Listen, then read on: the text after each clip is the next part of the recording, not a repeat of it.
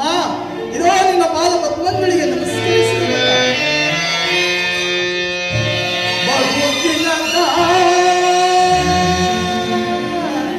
ಬಯಕೆ ಫಲಿಸಿತಮ್ಮ ಬಯಸಿದ ದರ್ಶನವು ಲಭಿಸಿತಮ್ಮ ಬಹುದಿನದ ಬಯಕೆ ಫಲಿಸಿತಮ್ಮ ಬಯಸಿದ ದರ್ಶನವು ಲಭಿಸಿತಮ್ಮ ಬಹುದಿನದ ಬಯಕೆ ಫಲಿಸಿತಮ್ಮ.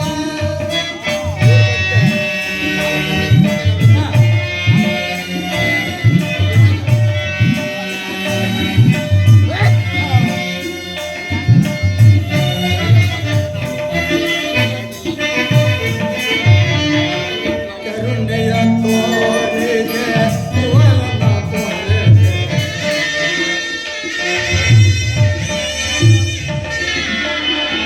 ಕರುಣೆಯ ತೋರಿದೆ ಸುವರ್ಣ ತೋರಿದೆ ಎಂದಿಗೆ ಜೀರ್ಣವ ತೀರಿಸಲೇನ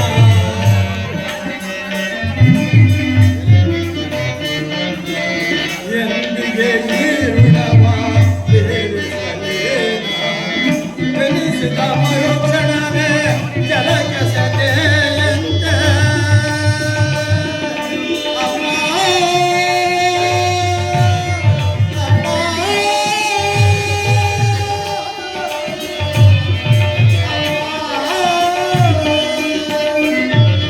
ಬೆನಿಸಿದ ಮರುಕ್ಷಣವೇ ಜಲಕ್ಕೆ ಸದೆಯಂತೆ ಮಗುವನ ನಾಡ ಏನು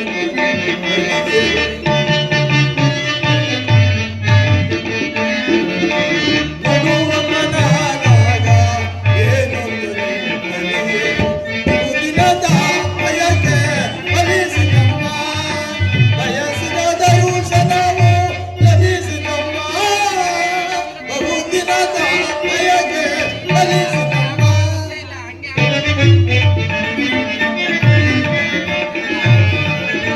ನಾ ಮಾಡಿದ ಅಪರಾಧ ಏನದು ತಾಯಿ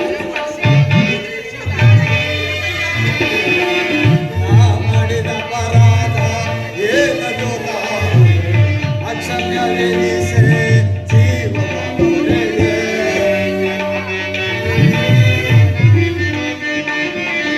ಅಕ್ಷಮ್ಯವೆನಿಸೆ ಜೀವವ ಹೊರೆಗೆ ಮಗನೆಂಬ ಮಮಕಾರ ನಿನಗಿಲ್ಲವೇ ತಾಯೇ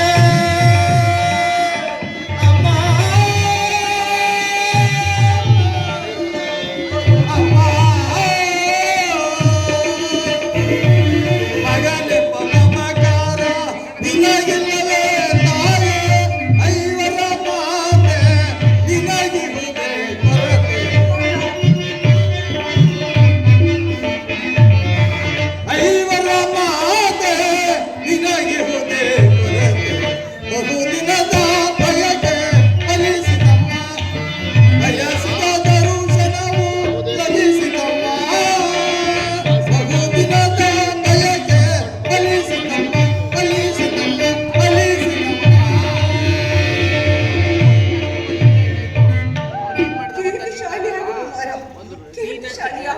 ಅಮ್ಮ ನಾನು ಹುಟ್ಟಿದ ಕೂಡಲೇ ಗಂಗಾ ನದಿಯಲ್ಲಿ ತೇಲಿ ಬಿಡಲು ನಾನು ಮಾಡಿದ ಅಪರಾಧವಾದರೂ ಏನು ತಾಯಿ ಅಮ್ಮ ಅಲ್ಲಿನ ಜಲಚರಗಳು ಈ ಪಾಪಿ ದೇಹವನ್ನು ತಿನ್ನದೆ ಬಿಟ್ಟು ಬಿಟ್ಟವು ತಾಯಿ. ಹೀಗಿರುವಲ್ಲಿ ಈ ಕಾಡಿನಲ್ಲಿರುವ ಕ್ರೂರ ಮೃಗಗಳು ತಮ್ಮ ತಮ್ಮ ಮರಿಗಳನ್ನು ಎಷ್ಟೋ ಮಮತೆಯಿಂದ ಸಾಕುವಮ್ಮ.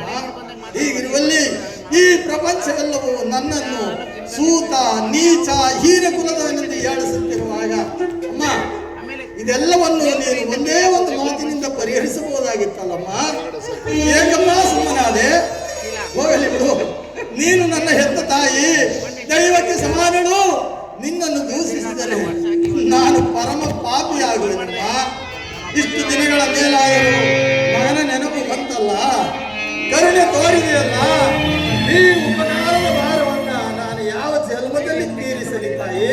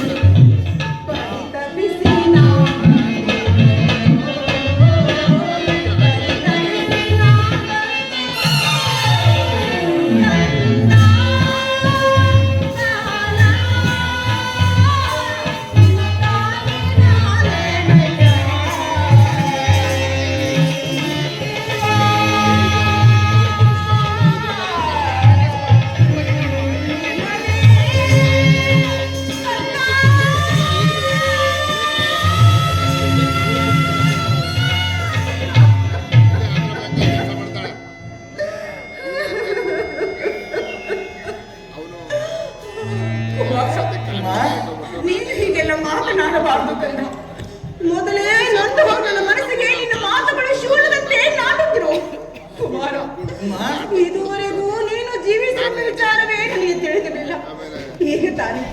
ಈಗ ತಾನು ಶ್ರೀಕೃಷ್ಣ ಪರಮಾತ್ಮನ ವಿಚಾರವನ್ನು ತಿಳಿದು ನಿನ್ನನ್ನು ನೋಡಲೆಂದು ಓಡೋಡಿ ಬಂದಿರುವನಪ್ಪ. ಕುಮಾರ, ನಾನು ಬಾಲ್ಯದಲ್ಲಿ ಮಾಡಿದ ಅಪರಾಧವನ್ನು ಕ್ಷಮಿಸು ಕಂಡ, ಕ್ಷಮಿಸು.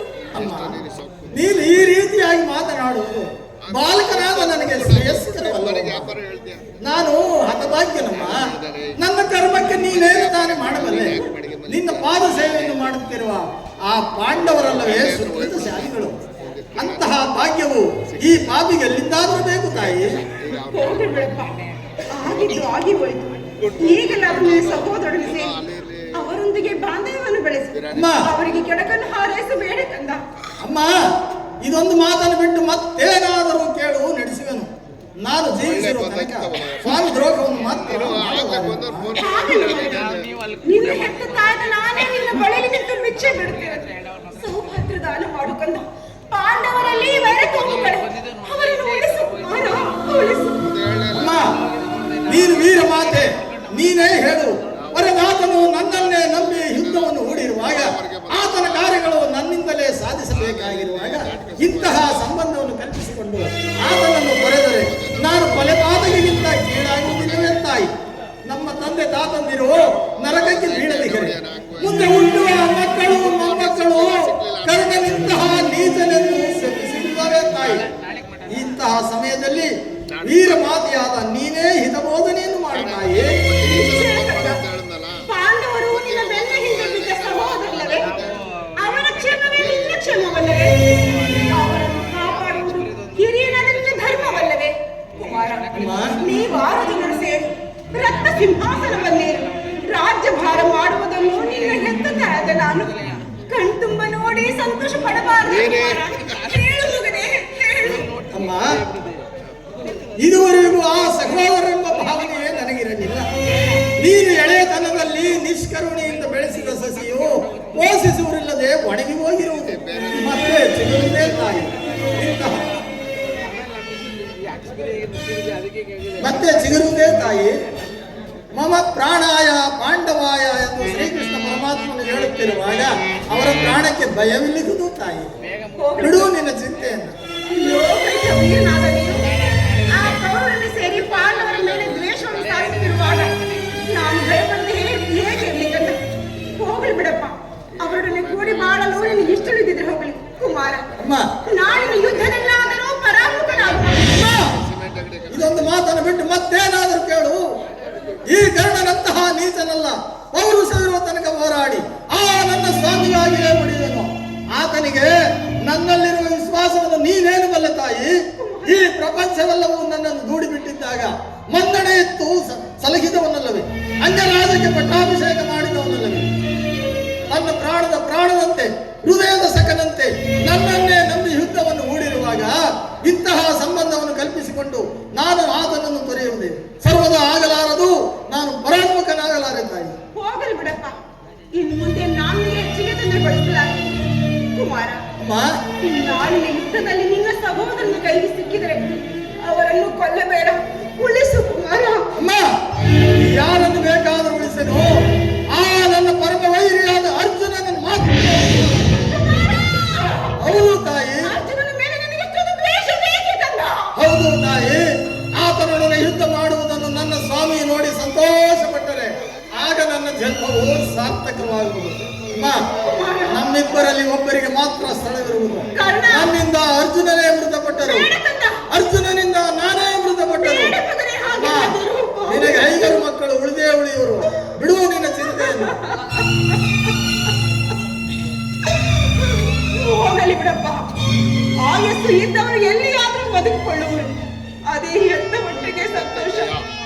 ಕುಮಾರ, ಕೊನೆಯದಾಗಿ ನನ್ನೊಂದು ಮಾತು ನಡೆಸಿಕೊಂಡಾಗ ತಾಯಿ, ಈ ಕರ್ಣ ನಿನ್ನ ಹೆತ್ತ ತಾಯಿಯ ಋಣವನ್ನು ಇದರಿಂದಲಾದರೂ ತೀರಿಸೇನು. ಸತ್ಯವಾಗಿಯೂ ನಡೆಸೇನಮ್ಮ.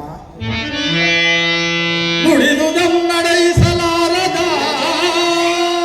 ಕಡುಕೂಲನೆ ಈ ಕರ್ಣ ಸೂರ್ಯ ತನುಜ ಬಿಡು ಚಿಂತೆಯನು ಜನತೆ ಬಿಡು ಬಿಡು ಚಿಂತೆಯನು ಮಾತೆಯ ನಡೆಸುವೆನು ಧರ್ಮದ ನಾಡೆ ಒಪ್ಪಿದ ನಾಡೆ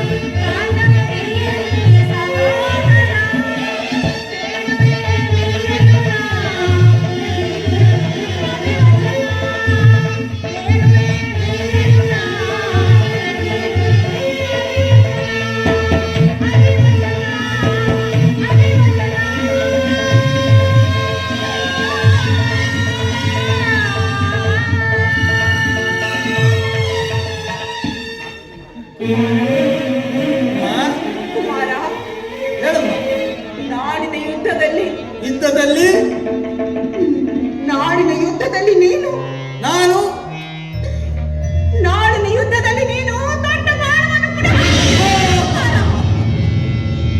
ಎಂತಹ ಮಾತನ್ನು ಕೇಳಿದೆ ತಾಯಿ ಶಿವೋದನ. ಈಗಲೀಗ ನೀನು ಕೆಟ್ಟೆ. ಅಷ್ಟದಿಕ್ಪಾಲಕರೇ, ಸೂರ್ಯ ಚಂದ್ರಾದಿಗಳೇ, ಮನು ಮುನಿಗಳೇ, ನೀವೇ ನನ್ನ ಸ್ವಾಮಿಯನ್ನು ಕಾಪಾಡಬೇಕು.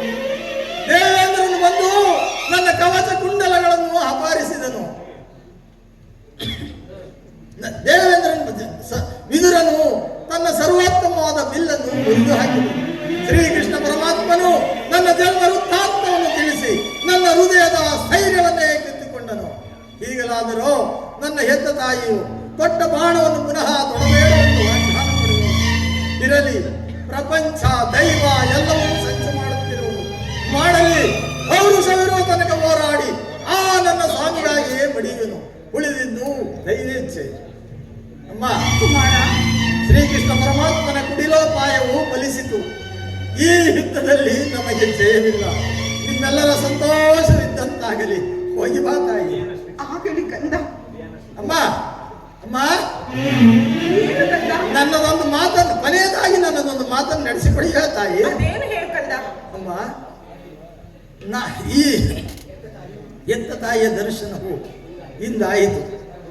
ಬಹುಶಃ ಅಂತಿಮ ದರ್ಶನವು ಹಿಂದೆಂದು ಕಾಣುತ್ತಿರುವುದು. ಕರ್ಣ, ಅಮ್ಮ, ಕಡೆಯದಾಗಿ ನನ್ನದೊಂದು ಮಾತನ್ನು ನಡೆಸಿಕೊಡು ತಾಯಿ. ಅದೇನು ಹೇಳು ಕಂದ? ಅಮ್ಮ, ಈ ಯುದ್ಧ ಮುಗಿಯೋ ತನಕ ನಾನು ನಿಮ್ಮ ಮಗನೆಂಬ ವಿಚಾರವನ್ನು ಯಾರನ್ನೂ ಹೇಳಬೇಡುತ್ತಾರೆ. ಕುಮಾರ, ಅಮ್ಮ, ದೈವವಶಾತ್ ಈ ಯುದ್ಧದಲ್ಲಿ ನಾನೇನಾದರೂ ಮೃತಪಟ್ಟರೆ ಸತ್ಯಸಂಧನನಾದ ಧರ್ಮರಾಯನ ಕೈಯಿಂದ ನನ್ನ ಉತ್ತರ ಕ್ರಿಯಾದಿಗಳನ್ನು ಮಾಡಿಸಬೇಕೆಂದು ನಿನ್ನಲ್ಲಿ ಬೇಡಿಕೊಳ್ಳುವೆನಮ್ಮ. ಅಯ್ಯೋ ಪರಮಾತ್ಮ, ಅರಿತವರ